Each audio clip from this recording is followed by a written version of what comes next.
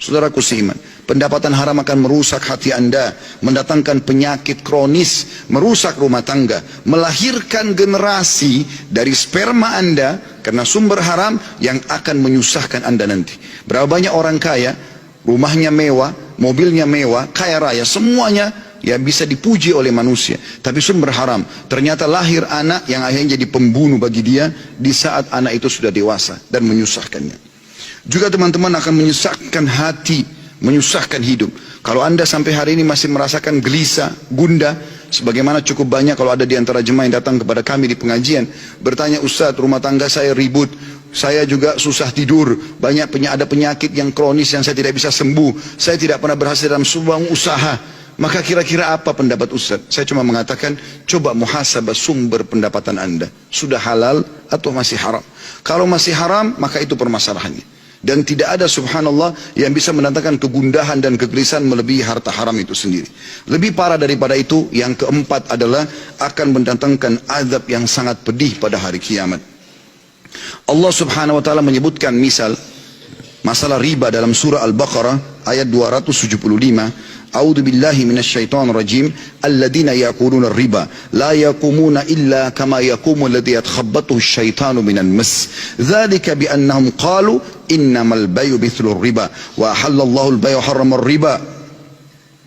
Faman ja'ahu mau'izatun min rabbi fantaha falahu ma salafa amru ila Allah wa man ada faulaika ashabun nari hum fiha khalidun.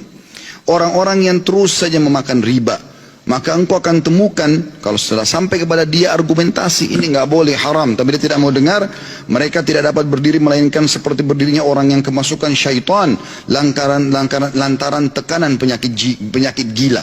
Kata sebagian ulama, stres yang sangat tinggi membuat akhirnya karena terlilit utang dan banyaknya bunga bank atau bunga riba membuat akhirnya mereka seperti orang gila. Keadaan mereka yang demikian itu karena mereka coba terus berpendapat mengatakan jual beli sama saja dengan riba, sedangkan Allah menghalalkan jual beli dan Allah mengharamkan riba. Orang-orang yang telah sampai kepadanya larangan dari Rabbnya lalu langsung berhenti dari mengambil riba, maka baginya apa yang telah diambilnya terdahulu. Artinya dia pernah cicil rumah, cicil mobil, dan dia dari uang haram atau dari transaksi riba, dia belum tahu hukum jadi halal. Tapi kalau sudah tahu hukum tidak bisa.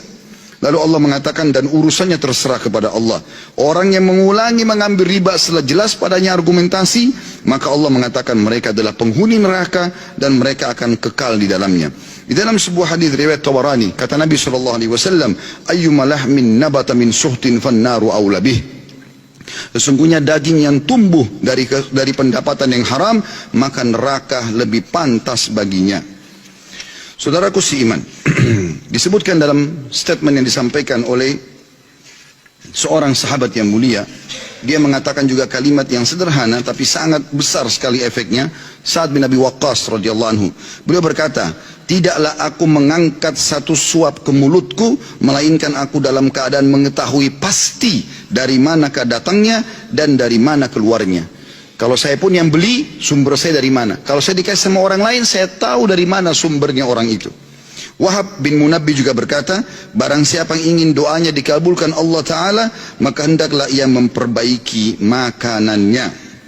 Kita teman-teman sekalian, banyak di antara muslimin yang coba mencari alasan untuk membenarkan yang haram supaya jadi halal. Dan ini sebenarnya sifat kaum Yahudi. Dan kita tidak boleh seperti mereka. Haram dalam Islam, haram tidak akan berubah sampai hari kiamat. Dan itu disuruh kita pelajari untuk dijauhi. Halal dalam Islam, kita disuruh pelajari dan nikmati. Nabi SAW mengatakan dalam hadis tentang sifat orang Yahudi dalam hadis Bukhari, qatalallahu al-yahud lamma harramallahu alaihim syuhumaha jamaluhu thumma ba'uhu fa'aqaluha. Semoga Allah membinasakan kaum Yahudi ketika Allah mengharamkan kepada mereka lemak bangkai. Bangkai haram, lemaknya pun ikut haram, tidak boleh karena dia sama bagian daripada daging itu. Lalu mereka menyiasatinya dengan cara mereka mengeluarkan lemak itu, kemudian mereka mengeringkannya, lalu mereka menjual dan memakan nilainya.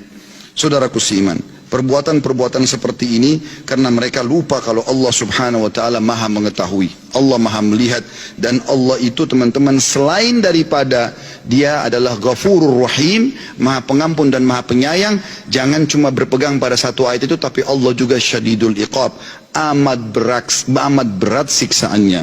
Kita renungi sama-sama sebagai penutup, dan akan saya tutup dengan kisah yang sederhana nanti, adalah firman Allah Subhanahu wa taala dalam surah Al-Baqarah ayat 281. A'udzu billahi minasyaitonir rajim. Wattaqu yawman turja'una fihi ila Allah, thumma tuwaffa kullu nafsin ma kasabat wa hum la yudhlamun. Maka takutlah kalian semua, kata Allah, ketika kamu semua akan dikembalikan kepada Allah pada hari kiamat. Kemudian setiap orang diberi balasan yang sempurna sesuai dengan apa yang telah dilakukannya, dan mereka tidak akan dizalimi sedikit pun.